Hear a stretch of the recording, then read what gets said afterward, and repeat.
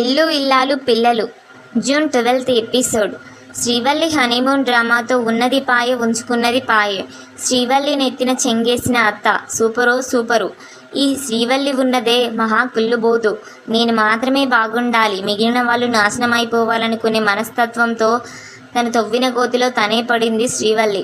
ఈరోజు రాత్రి ప్రసారం కాబోయే ఎపిసోడ్లో ఏమైందంటే, పాపం పెద్దోడు తీసుకున్న 10 లక్షల రూపాయల అప్పుని ఎలా తీర్చాలని తలబాదుకుంటుంటే అప్పు సంగతి పక్కన పెట్టి హనీమూన్ అంటూ కొత్త డ్రామాకి తెరతీసింది శ్రీవల్లి. ఇక శ్రీవల్లి ఏదంటే దానికి గొర్రెలా తలాడించే రామరాజు.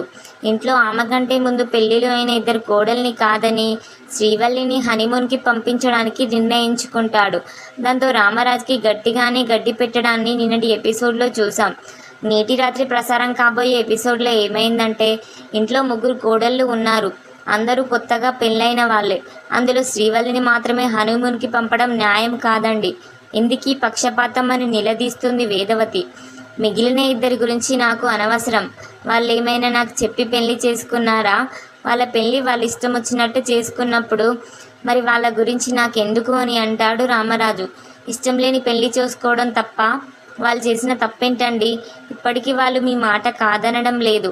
2 కోడళ్ళు మీరు చెప్పినట్టే చేస్తున్నారు. పిల్లలు రకరకాల మనస్తత్వాలతో ఉంటారు, కానీ కన్నవాళ్ళే అందరినీ సమానంగా చూడాలి. ఒకరిని ఒకలా మరొకరిని మరొకలా చూస్తే వాళ్ళ మనసులు నొచ్చుకుంటాయి, వాళ్ళు బాధపడతారు. నచ్చని పెళ్లి చేసుకున్నారనే కారణంతో వాళ్ళని దూరం పెట్టడం కరెక్ట్ కాదండి. 3 కొడుకుల్ని సమానంగా చూడడమే మన ధర్మం. పంపితే 3 జంటల్ని హనీమూన్కి పంపించండి, లేదంటే లేదు అని తెగేసి చెప్తుంది వేదవతి. దాంతో రామరాజు ఆలోచనలో పడతాడు. ఇక శ్రీవల్లి అయితే హనీమూన్కి వెళ్తున్నానోచ్, మా మామయ్య గారు ఒప్పేసుకున్నారోచ్, నేను మా ఆయన హనీమూన్కి వెళ్తున్నామోచ్, ఆ ప్రేమ నర్మదల మొహాలు మాడిపోయాయోచ్ అంటూ డ్యాన్సులు చేస్తుంటుంది. ఇంతలో రామరాజు వచ్చి 3 కోడళ్ళు కొడుకుల్ని పిలవమని వేదవతితో చెప్తాడు. ఇక వేదవతి సంతోషానికి అవధులు ఉండవు. ఇక రామరాజు అందరినీ పిలిచి 3 జంటల్ని ఒకేసారికి హనీమూన్కి పంపిస్తున్నాను అని అంటాడు. ఆ మాట చెప్పగానే శ్రీవల్లి మొహం మాడిపోతుంది. ప్రేమ అయితే నర్మదతో మాకు హనీమూన్ ఏంటక్క, మేము అక్కడికి వెళ్ళి ఏం చేస్తాం చెప్పు అని అంటుంది. ఓసిన అమాయకపు చెల్లి, హనీమూన్ అంటే అదొక్కటే కాదు, సరదాగా గడపడానికి వెళ్ళే టూర్ కూడా. ఆ టూర్లో ధీరజ్తో నీపై ఉన్న ప్రేమ బయటపడుతుంది అని చెప్తుంది.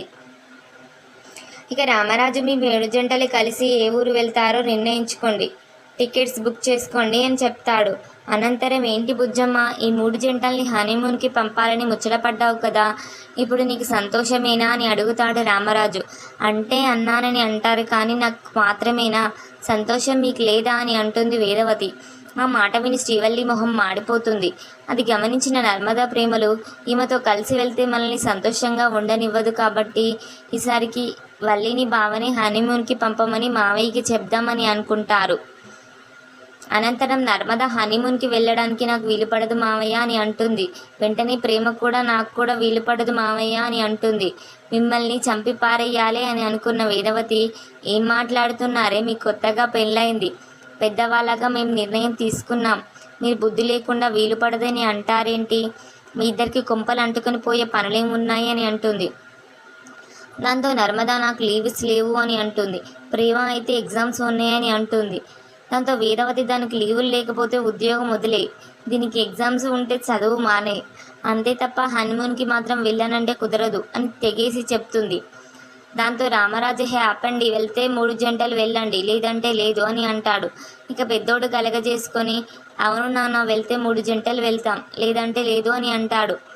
ఆ మాటతో శ్రీవల్లి దేవుడా అని తల పట్టుకుంటుంది. ప్రేమ నర్మదల దగ్గరికి వెళ్ళి, మీరు ఇదంతా కావాలని చేశారు కదా, ప్లాన్ చేసి చెడగొట్టారు అని అంటుంది.